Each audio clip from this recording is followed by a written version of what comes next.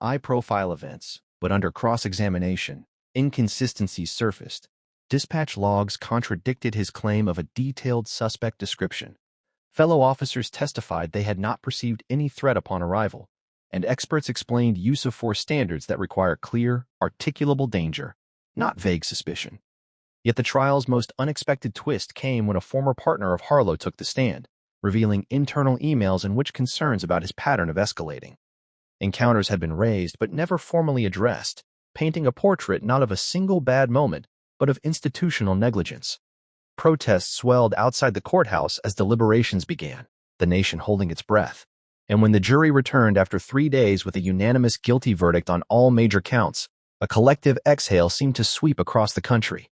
Sentencing, however, was where history was made, because the judge, citing the gravity of pointing a firearm at an unarmed citizen without lawful justification, the violation of constitutional rights, and the breach of public trust amplified by the setting of a funeral, imposed a life sentence with the possibility of parole after decades, a decision that stunned even seasoned observers. Some called it excessive, others called it justice finally measured against the harm inflicted. And through it all, General Whitaker remained restrained, issuing a brief statement that this was never about revenge, but about ensuring no family endures what his did in a moment meant for farewell.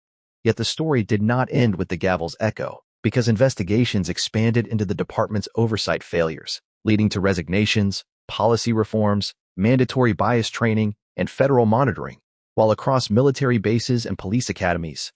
The footage became a case study in judgment, authority, and the razor-thin line between protection and oppression. Years later, documentaries would revisit that. Gray Morning, interviewing the widow who still remembers the metallic glint of the gun against the backdrop of her husband's flag, the colonel who stepped into danger without hesitation, and young cadets inspired by Whitaker's composure to pursue leadership grounded in dignity rather than ego. And perhaps the greatest twist of all came quietly. When Whitaker established a foundation in his father's name dedicated to bridging trust between law enforcement and communities, funding scholarships for officers and soldiers committed to ethical service, transforming a moment of near tragedy into a catalyst for change. But for Officer Harlow, life behind bars became a stark contrast to the authority he once wielded. Appeals filed and denied, his case cited in law textbooks as a turning point in civil rights enforcement. A reminder that a badge does not shield one from consequence. In the end, what began as a funeral almost shattered by fear became a national reckoning, a testament to the power of evidence, courage, and accountability. And as you reflect on this story, ask yourself how different it might have been without the cameras, without the witnesses, without the willingness to pursue justice through every painful step. Because stories like this are not just about one cop or one general. They are about the fragile contract between power and the people. A contract rewritten that day beneath. If you think you've seen injustice before, wait until you hear what happened at a quiet military funeral in Arlington that turned into a courtroom earthquake felt across America. And before we begin, if you believe in truth, accountability, and stories that expose the cracks in power, make sure you subscribe right now, because this is the kind of story they hope you scroll past. It was supposed to be a solemn morning under a pale gray sky, rows of white headstones standing like silent witnesses.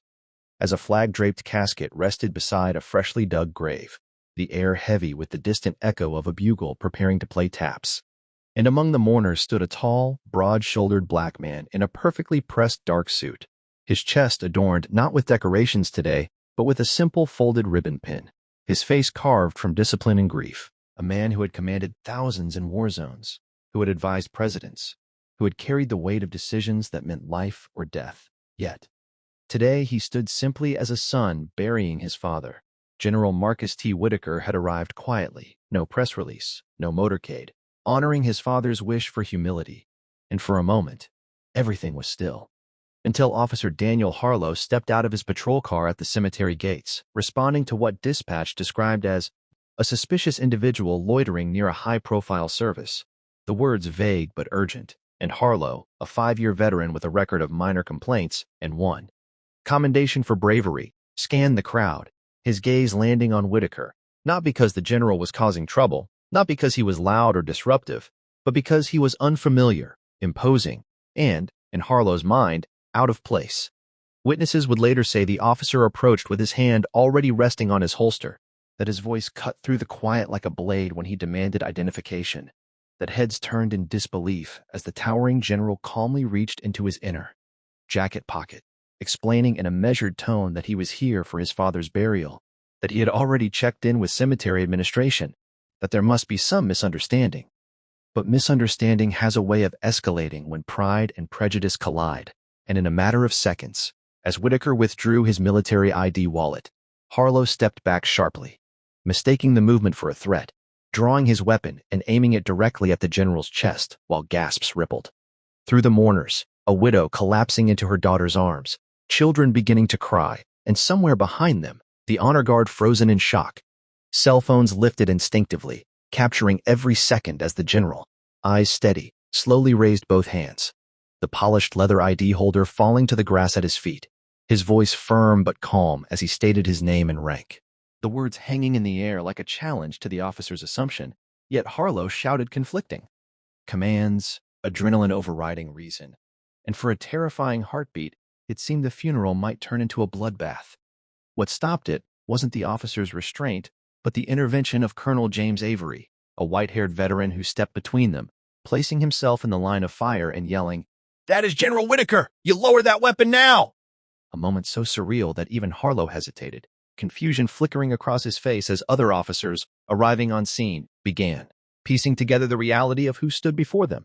The gun eventually lowered, but the damage was done, not in blood but in humiliation, in the visible tremor of a decorated general forced to stand at gunpoint over his father's grave.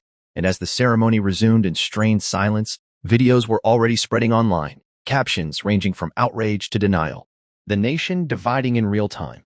By nightfall, the footage had millions of views, commentators dissecting every frame, some defending Harlow as a cop reacting to perceived danger, others pointing to a pattern too familiar to ignore. And the Department of Defense issued a carefully worded statement confirming Whitaker's identity and expressing deep concern, while the police department placed Harlow on administrative leave pending investigation. But what nobody expected was what happened next.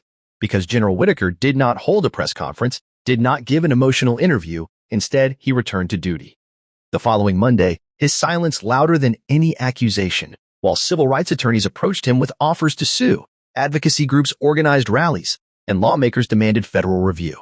Behind closed doors, body cam footage surfaced showing Harlow muttering before exiting his vehicle, words that would later become pivotal in court, words suggesting he had already formed a narrative before ever speaking to Whitaker, and as internal investigators uncovered prior complaints alleging biased conduct, complaints previously dismissed for lack of evidence. The story shifted from a single incident to a systemic reckoning. The grand jury convened within weeks, propelled by public pressure and the undeniable clarity of the viral video. And when the indictment was announced, aggravated assault with a deadly weapon, official misconduct, and violation of civil rights under color of law, the shockwaves intensified, supporters of Harlow claiming he was being sacrificed to politics, while others argued it was long overdue accountability. The trial that followed became one of the most watched in recent memory. Courtroom sketches filling news feeds, legal analysts debating precedent, and at the center of it all sat General Whitaker, composed, testifying not with anger but with precision, recounting the moment he saw the barrel of a gun pointed at him and thought, not of his rank or reputation, but of his mother standing 10 feet away watching her only son threatened during her husband's burial. He described the training he'd undergone to assess threats, the split-second calculations soldiers make under fire, and how he recognized in Harlow's stance not tactical caution but fear fueled by assumption.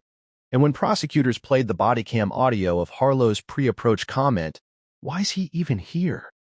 the courtroom fell into a silence so dense it felt suffocating.